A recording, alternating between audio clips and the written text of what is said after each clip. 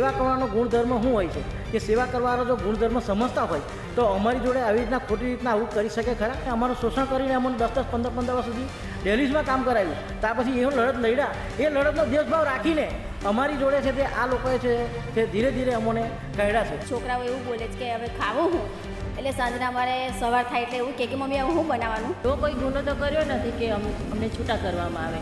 એમને બધું black paper પર જોઈએ છે સાહેબ, તો અમે કેવી રીતે કરી શકીએ? અમારા હકો તો અમે જોઈએ ને. અમને ગુજરાતનો એક એવો વિરોધ કે જેના ધરણા છેલ્લા 1300થી પણ વધુ દિવસથી ચાલી રહ્યા છે. ભરૂચના ઝઘડિયા તાલુકામાં આવેલ સેવા રૂરલ હોસ્પિટલ આ વિસ્તારમાં મોટું નામ ધરાવે છે. સેવાકીય પ્રવૃત્તિ સાથે સંકળાયેલી આ સંસ્થામાં છેલ્લા કેટલાય સમયથી વિવાદ ચાલી રહ્યો છે. 4 વર્ષ પહેલા સંસ્થા દ્વારા તબક્કાવાર રીતે 7 કર્મચારીઓને શિસ્તતાના ધોરણે સંસ્થામાંથી દૂર કરવામાં આવે છે. આ કર્મચારીઓ છેલ્લા લાંબા સમયથી અહિંસક લડત લડી રહ્યા છે. ઝઘડિયામાં સેવા રૂરલ હોસ્પિટલ આવેલી છે. આ હોસ્પિટલ સેવાના કામ માટે અને સેવાકીય પ્રવૃત્તિઓ માટે જાણીતી છે, પરંતુ આ હોસ્પિટલનો એક વિવાદ પણ છેલ્લા કેટલાય સમયથી ચાલી રહ્યો છે. આ હોસ્પિટલમાં જે કર્મચારીઓ કામ કરી રહ્યા હતા તેમને છેલ્લા 4 વર્ષથી કાઢી મૂકવામાં આવ્યા છે અને તેમને કાઢવા માટે અલગ અલગ કારણ આપવામાં આવ્યા છે.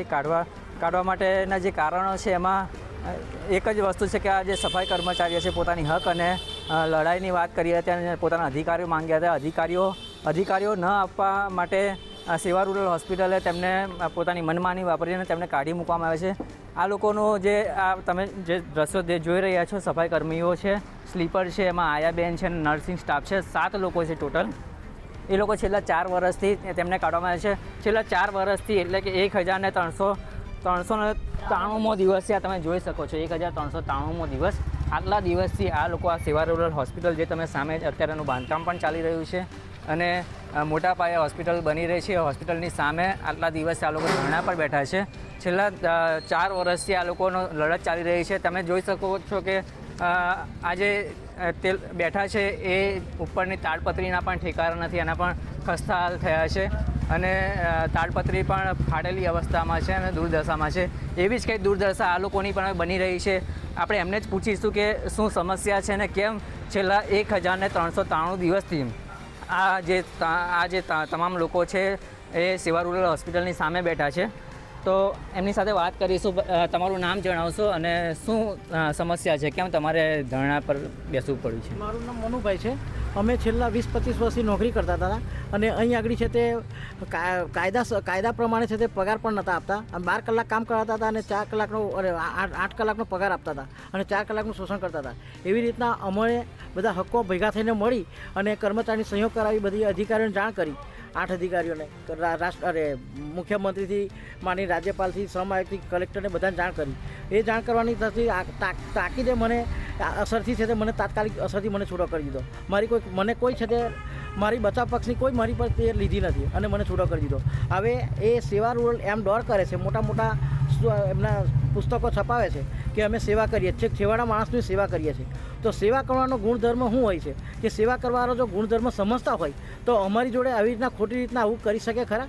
કે આજે અમે એ દાળ ભાત રોટી શાક ખાય છે, પણ અમે આજે આટલા વર્ષોથી 10 થી 5 સવારમાં અહીં બેસીએ છીએ અને આ અગાઉ દરેક લાગતા વખતે સત્તાધીશ અધિકારીશ્રીઓ કોઈનું પેટનું પાણી નથી આવેલું. બિલકુલ, આપણી સાથે બહેનો પણ છે. તમે પણ મહિલા તરીકે છેલ્લા 1000 ઉપરાંત દિવસથી બેઠા છો. એક મહિલા તરીકે આ લડત તમે કેવી રીતે ચલાવી રહ્યા છો અને શું તકલીફ પડી રહી છે? અમને અત્યારે ઘરમાંય બહુ સસા પડે છે, જમવા પાણીનું, એમ રાંધવા સીંધવાનું, કે છોકરાઓ એવું બોલે છે કે હવે ખાવું હું, એટલે સાંજના અમારે સવાર થાય એટલે એવું કે મમ્મી હવે હું બનાવવાનું. તો અમે એવું કહીએ છીએ કે બેટા જે હોય તે બનાવી દઉં, તો આપણે તો જમી લઈશું. પણ નાના છોકરા કેવી રીતના ખાશે? અમે તો મરચું રોટલો ખાઈ લઈશું, પણ અમારા નાના છોકરા, મારી છોકરીને બી અત્યારે ભણતર બી બગડી ગયું છે. કે એ માટે બગડી ગયું કે અમારે કને 1 રૂપિયો નહીં આપતો. અમારે કોઈ છોકરીને 1 પૈસો રૂપિયો નહીં, તો અમારી કને મારી છોકરી બી અમે આગળ વધવા દે. મારી છોકરી 12 સાયન્સમાં હતી, તો મારી છોકરી 12 સાયન્સમાંથી હમણાં ઉઠી ગઈ, એટલે મારી છોકરી બી હમણાં ભણતર બગડી ગયું. અમારે ખાવા પીવાનું હમણાં સસા પડે. અમારે હમણાં એવું થાય છે કે હવે અમે વિચારીએ કે કંઈથી લાવીએ. અત્યારે જ ઘરમાં કશું છે જ નથી, તો અત્યારે અમે કંઈથી લાવીએ? તો અમે એવી વિચારમાં પડી ગયા છે કે હવે આ અમારું ઘરે થાય તો મારા બાલ બચ્ચા અને મારા છોકરાઓ બી શાંતિથી જીવી શકે. અમે 6 સભ્ય છે. મારી સાસુ છે, મારી સાસુ એકદમ ગયડા છે. એ અમે ઘરમાં એમને પાલવીએ છીએ, અમે પોતે પાલીએ છીએ. એમની કોઈ આવક નહીં. અને અમે મારી 2 દીકરીઓ છે અને એક બાબો છે. બીજા બેન છે એમને પૂછશું બેન તમારા પરિવારમાં કેટલા લોકો છે અને શું તકલીફ પડી રહી છે અને કેમ આ લડત તમે પૂરી કરવા નથી માંગતા તમારા તરફથી? તમે તો એ લોકો માનતા નથી તો તમે આ લડત કેમ છોડી દેવા નથી માંગતા? કેમ આ ચાલુ રાખી છે લડત ખાસ? ક્યાંથી છોડી શકીએ આ લડત? કારણ કે અમારા હકો બધા છીનવાઈ ગયા છે. એટલે 25 વર્ષથી અમે જોબ કરતા હતા. એવો કોઈ ગુનો તો કર્યો નથી કે અમને છૂટા કરવામાં આવે. એમને બધું બ્લેન્ક પેપર પર જોઈએ છે સાઈન, તો અમે કેવી રીતે કરી શકીએ? અમારા હકો તો અમે જોઈએ ને. અમને બીજા બધાને મળે તો અમને કેમ ના મળે? તમારા પરિવારમાં કેટલા લોકો છે અને શું તકલીફ પડે? સદસ્ય છે, 3 સદસ્ય છે. પણ બાળકને ભણાવવાનું એને તકલીફ છે, એના માટેનું બધી દવા ટ્રીટમેન્ટ કરાવવાની એ તો માંગીને જ કરીએ છીએ. હમણાં સુધી એવી જ રીતે ચલાવેલું છે કે કંઈ જમવાનું કેવી રીતે કરવું. આજે મરચું પૂરું થઈ જાય, કાલે મીઠું પૂરું થઈ જાય, કાલે અનાજ પૂરું થઈ જાય. લાવવું ક્યાંથી? પ્રશ્ન તો ઘણા છે પણ કોને કહી શકીએ? કેટલી આશા છે તમને? આશા શું હોય? અમારું જે નીકળે એ જ આપી દે અમને. કારણ કે એમણે કંઈ આપ્યું જ નથી. અમે જે પોતે બચત કરેલી એ એમણે આપી છે. અને અમે જે ધરણા પર આગળ બેઠા હતા એનો જે પગાર મળવો જોઈએ એ જ ચૂક્યું. અને એ લોકો એવું કહે છે કે અમે તો એમને બધું ચૂકવી દીધું છે, એમને કોઈ મળવા પાત્ર છે નહીં, એમને છૂટા કરી દીધા છે. પણ એવું કોઈ લેખિત અમે એમને આપ્યું નથી કે અમને એ લોકોએ છૂટા કરી દીધા છે. અને રિઝાઇન પણ આપ્યું નથી. ના. બીજા એક બેન છે એમની સાથે વાત કરીશું. બેન તમારા પરિવારમાં કેટલા લોકો છે અને આ લડત તમે જે ચલાવી રહ્યા છો શું તકલીફ પડી રહી છે ઘરમાં? મારું નામ લલિતાબેન હરિભાઈ પટેલ છે. હું સિવારોલમાં છેલ્લા 25 વર્ષથી સર્વિસ બજાવી છે ને મને હમણાં મારો આધાર કોઈ નહીં. હું છે ને મારો બાબો છે, તે બાબો કોલેજ કરે છે, એ છેલ્લા વર્ષમાં છે ને હું એકલી છે. ખાલી મારે વિધવા સહાય જ આવે છે, એના પર જ હું ઘર ચલવું છે. અત્યાર સુધી મેં માગી પીકીને સગા સંબંધીઓ પાસે પર સગા સંબંધીઓ આપીને કેટલું આપે? 1000 રૂપિયા આપે કે 500 રૂપિયા આવે. એમને હોય એમના છોકરા બધાનું પાલન પોષણ કરવાનું હોય ને મોંઘવારીમાં કેવી રીતે ચલાવી શકાય? કેટલી વિધવા સહાય આવે છે અને ઘરમાં તમે જુઓ છો કે મોંઘવારી આટલી વધારે પડતી મોંઘવારી છે તો કેવી રીતે આખું ઘરનું સંચાલન કેવી રીતે કરો છો? ઘર કેવી રીતે ચાલે છે? આની પાસેથી 5000, આની પાસે વિધવા સહાય આવે છે આપની અને કેવી રીતે ચાલે? રૂપિયા આવે છે. 1250 રૂપિયા આવે. 1250 રૂપિયા. કેવી રીતે ચાલે છે? આ પેલા પાસે દેવું કરીને માંગેલા છે. દેવું લગભગ 1.5-2 લાખ રૂપિયા દેવું કરેલું છે. બેન પાસેથી, ભાઈ પાસેથી. સગા સંબંધીઓ કેમ પૈસા છે? એટલે એમને ખબર જ છે આ લડાઈ.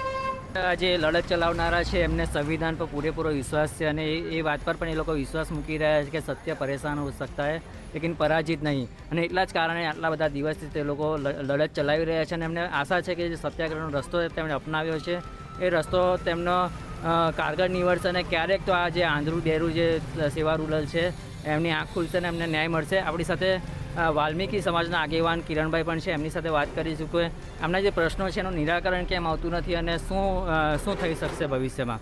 આ માટે જેમની લડત છે એ ક્યાં જઈને અટકશે. કિરણભાઈ પહેલાં તમારી ઓળખ આપશો અને એ જણાવશો કે આ જે લડત છે આટલા દિવસથી ચાલી છે કેમ ન્યાય નથી મળતો?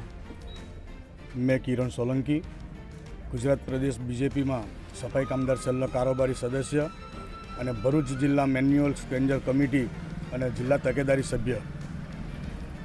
આજથી 10 વર્ષ અગાઉ આ લડતમાં મેં સહભાગી બન્યો હતો અને મેં ઘણી બધી રજૂઆત સેવા રૂરલ ટ્રસ્ટીઓને કરી હતી. પણ એ લોકોની માનસિકતા એક જ દેખાય છે કે આ લોકોના માટે એમણે દ્વેષભાવ નક્કી કરી લીધેલો છે. એમના માટે એટલો મોટો દ્વેષભાવ છે કે આ લોકોએ પોલીસ સ્ટેશનમાં પણ ફરિયાદ કરેલી છે એટ્રોસિટી એક્ટ હેઠળ. તો પોલીસ સ્ટેશનમાં પણ આ લોકોનું કોઈ સાંભળતું નથી. એક વખત ફરિયાદ થઈ અને સમાધાન કરી નાખ્યું છે એવું જણાવી દીધું છે. તો આ બધી બાબતોમાં પોલીસમાંથી પણ ડીવાયએસપી શ્રીની સાથે મારે જે તે સમયના ડીવાયએસપી શ્રી હતા ત્યારે પણ મારે વાત થઈ હતી. ત્યારે તેઓએ એવું કહ્યું હતું કે એક ફરિયાદ એકની ઉપર થાય તો બીજી વખત બીજી ફરિયાદ ના થાય. પણ આજે 4 વર્ષ ઉપરાંતનો દિવસ થઈ ગયો છે, 4 વર્ષ ઉપરાંત સમય થઈ ગયો છે, એની પણ સમય મર્યાદા પૂરી થઈ ગઈ છે. હવે તો એની સામે એટ્રોસિટી દાખલ થઈ શકે કે કેમ? બીજી વસ્તુ મારે એ છે કે અહીંયા આગળ આટલી બધી લડત આપવા છતાં સેવા રૂરલ ટ્રસ્ટીઓ એવું કહે છે, પોતે એટલા બધા મોટા ગુલબાંગો પુકારે છે કે અમે આટલી સેવાઓ કરીએ છીએ, ગરીબોને સહાય કરીએ છીએ, આ કરીએ છીએ, ફલાણું કરીએ છીએ, ઢીંકું કરીએ છીએ, પણ એની અંદર મને એક ટકો પણ દેખાતો નથી. પોતાનો રોટલો શેકી રહ્યા હોય એમ દેખાઈ રહ્યું છે. આજે દાતાઓ કેટલું મોટું દાન આપે છે, ગરીબોની જો સેવા કરતા હોય તો આ પણ 7 પરિવાર એટલા ગરીબ છે કે એમને માનસિક, આર્થિક અને શારીરિક ત્રાસ ગુજારવા માટે પણ એ લોકો એટલા બધા સક્ષમ બની ગયા છે કે આજે માનસિકતા એવી નક્કી કરી લીધી છે કે અમે સેવા રૂરલમાં તો આ લોકોનો સમાવેશ નહીં જ કરીએ. અગાઉ પણ રાષ્ટ્રીય સફાઈ કર્મચારી આયોગમાંથી આવ્યા, ગુજરાત સફાઈ કામદાર વિકાસ નિગમમાંથી ઉપાધ્યક્ષ આવ્યા, મંત્રીશ્રીનો લેટર આવે, કલેક્ટરશ્રી ભલામણ કરે, પણ છતાં પણ કોઈની ભલામણ ગણકારે નહીં તો સરકારી તંત્ર એટલું બધું તો પાંગળું કેવી રીતે બની શકે કે સંસ્થાની સામે લાલ આંખ ના કરી શકે. મારી હવે પછીની જે કંઈ પણ લડાઈ છે, જે કંઈ પણ લડત છે, આ પરિવારોને ન્યાય અપાવવા માટે એ માત્ર ને માત્ર સરકારી તંત્રની સામે રહેશે.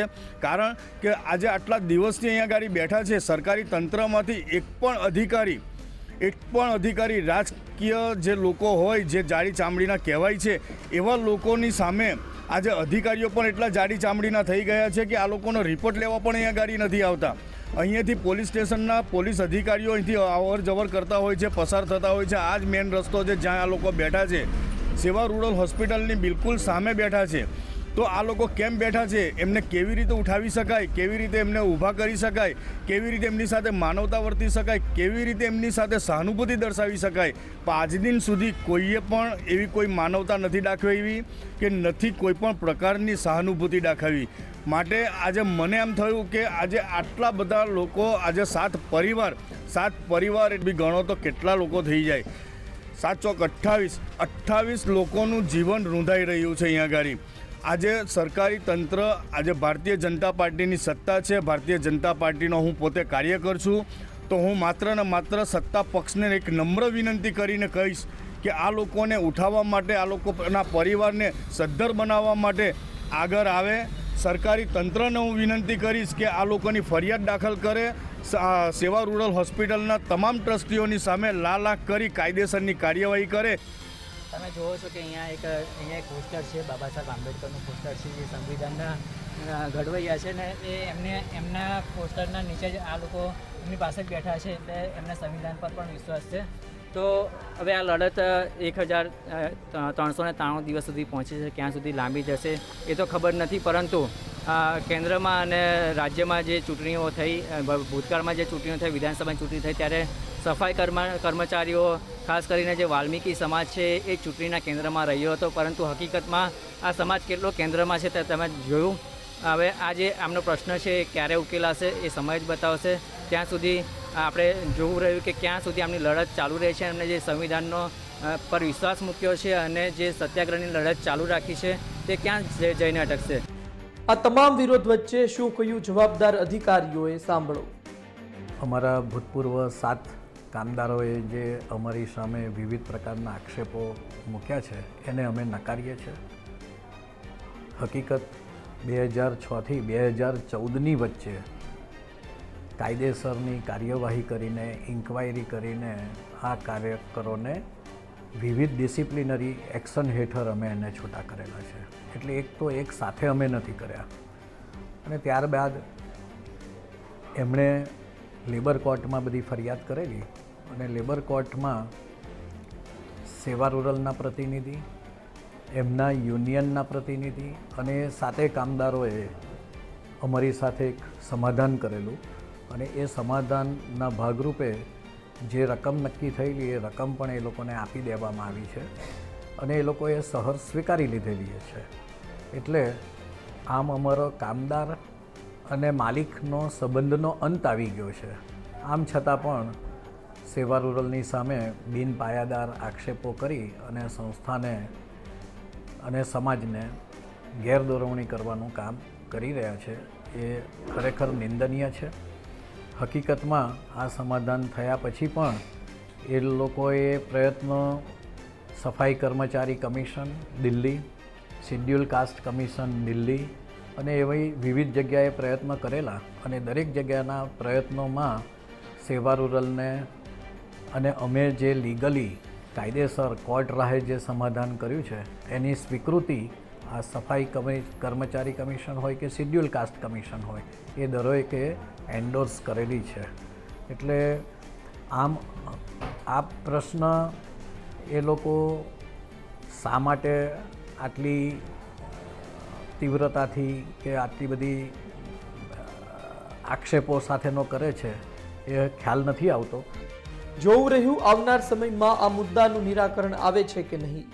સંવાદદાતા ગૌતમ ડોડિયાનો અહેવાલ, ગુજરાત તક, ઝઘડિયા.